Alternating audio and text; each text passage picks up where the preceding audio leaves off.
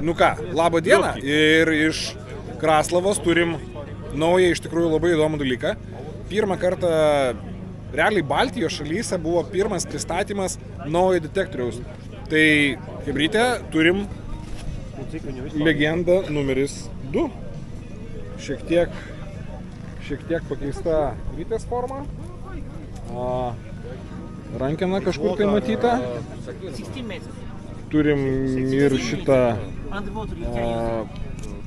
traukiamą tokią podlakotniką tą vadinamą. Ir ką, turim 99 dabar ID.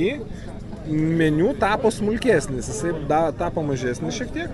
Nu, bet žiūrėsim, kuo čia mūsų Nokta pradžiugins. Taip kad jo, vas štai tokios naujienos iš Latvijos, Kraslavos. Tai va tokios naujienos iš Noktos. Važiuojam toliau.